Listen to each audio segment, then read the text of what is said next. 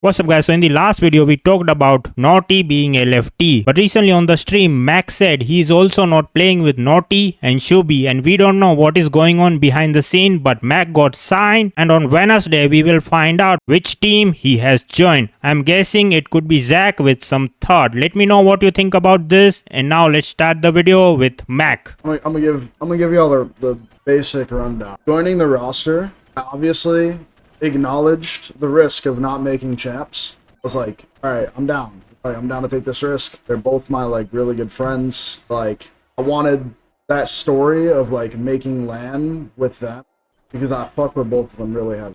I wanna like get that. I wanna get that out there like right now, bro. I fuck with both of these dudes so heavily, and if I was going to make this happen, I wanted it to be with them.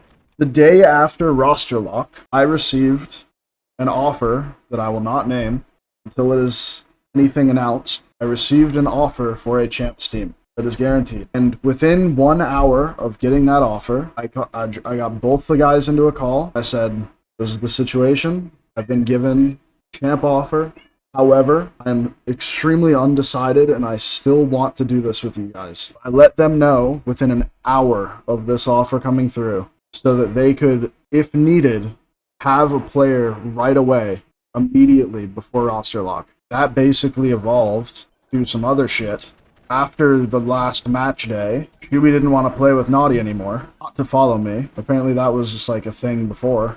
Had that thought already, but he wanted to give it a shot with me, and when I was gonna go, like, that was it for him, I guess. If he couldn't, like, his only other thing that he would want to do would be pick up a third and stay with me. So that's not going to happen. I don't want anyone to be I honestly don't know if Shooby's going to play with Naughty, even without it. So the spot might even just dissolve. I don't know what's going on with that. I just wanted this shit to be known. Like, this shit's like, dude, I've seen some f***ed up takes on like the Reddit and like under Naughty's post, like people speculating I joined with the intention to like steal Shooby and then like pick up Naughty. Like I'm some like evil dude. Like I want that to be known. Like that I'm not that guy. I'm not gonna over my friends like that. I can't. I even just the way the situation's playing out, like I'm losing sleep over this.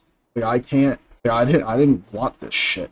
Legit, all I wanted is a team that I can believe in. And going into this, I truly believe, I still believe that if this was a team that made champs, we would do well. But after the last day that we just played, got in a call with them. We sat there for like an hour and a half and we talked. We did the math and we were like, look, it's not possible. We can't, like, too many stars would have to align. We would have to pick up another player to use their points if we were going to do this. And then that player would have to play a week, which would be another gamble on them performing without me and doing well. And I told them, like, I cannot take this risk. I literally told them, like, I can't take this risk because my career the past 2 years has been so and it feels like I'm just finally finding my footing again and like getting back on my feet, and like I can't miss a LAN. I can't like, no matter how badly I would love the fucking story of us staying together as a team and pushing through LCQ and making it together. Like I can't risk it because in this game missing LANs just costs you opportunities. The amount of teams that I got turned down before just because I missed 1 or 2 LANs because they were like, oh, you haven't played a LAN in a while, we don't know if you're going to be able to still perform, is insane. I can't experience that again. I don't have it in me. And me leaving initially, I thought would not affect this team's standing in Pro League or their ability to stay together or their ability to hold a Pro League roster spot together, and they still might. Even though, like, Shooby may not want to play with Naughty or whatever, you know? Like, whatever the case is, whether they stay together and they don't want to just for the regional spot or LCQ or for the PL spot, whatever. I don't fully know what they're going to do. I don't know. It's not on me, man. I literally had no hand in this. I even did everything that I thought was right. Immediately. I got another offer, a guaranteed champs offer, and I told them right away. Immediately. I told them because I didn't want to risk anyone needing to scramble for a new third if I did decide to take the offer. I didn't even say, yo, if we do bad, I'm going to take this offer. I straight up said, I am fully undecided on this offer. I want to let you guys know that there is an offer that I have been given. I want to make it known so that you guys are good in the event that I do take it. That's all I said. It's like I feel like I'm constant. I feel like I'm constantly painted as a nuclear bomb to teams and like some just like horrible person by like the general community, man. And like I'm so tired of it. I don't know what to do. And like I see people saying like I countercalled and like all this other shit, and like that's not even true. Like if like anyone who like actually watched the games, like that's not even true.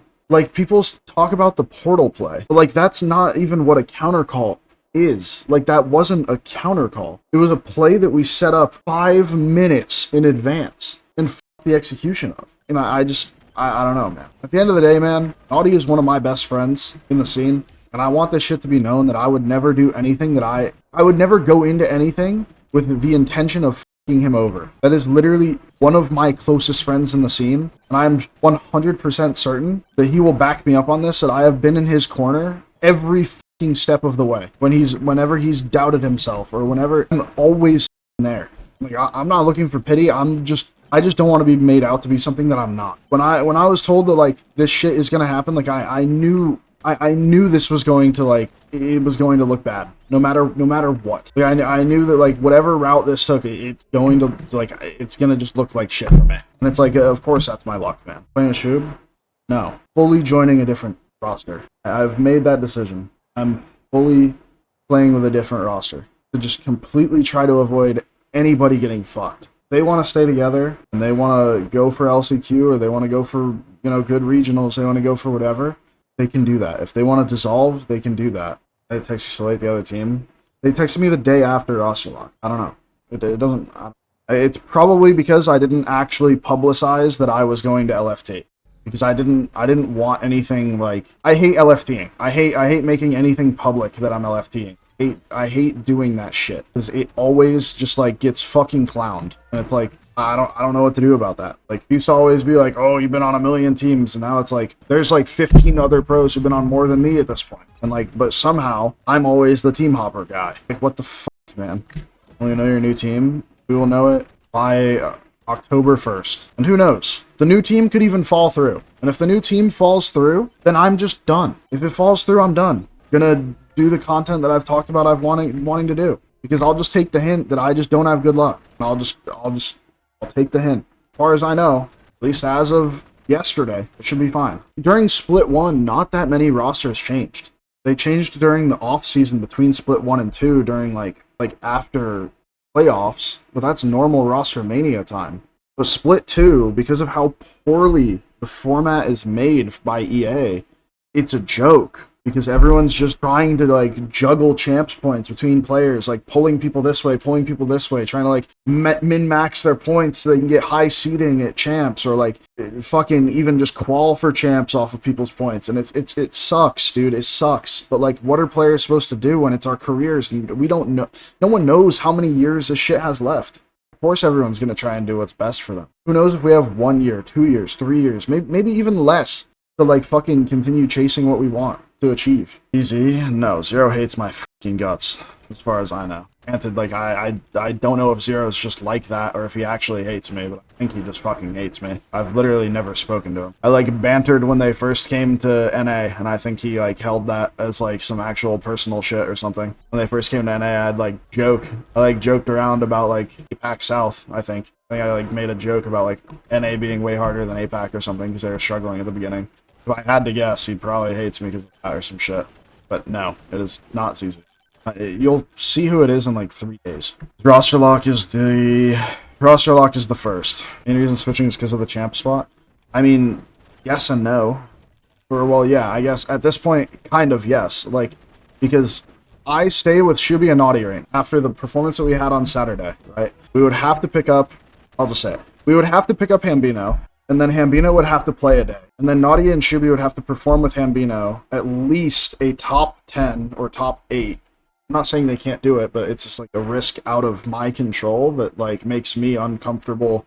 Like, it puts me in an uncomfortable position because then I'm no longer controlling the fate of whether I can go to champs, you know what I mean? Like, I'm putting that fully in 3 other people's hands because Ham would have to play a day for his points to count. When I left that team, I want this to also be clear. I had the option to stay with either of them and drop one of them. We were all prepared. We all got in a call and we all said, no matter what, someone's going, basically. That was like the pretty much the consensus. Someone is going. There needs to be change. And we said we'd reconvene tomorrow with a decision and we would talk and figure everything out. I didn't even get in a call. I woke up that morning and I said, boys, I'm just going to leave. And I did that because I don't want to fuck either of them over. They are both good players and they both need, to be honest, they need this more than me. I've had my time in the spotlight, bro. I'm not going to rob their champ spot. Not going to do it. They're too good of people. I let them have it. I didn't fight for it. I didn't push for it. I did nothing. I just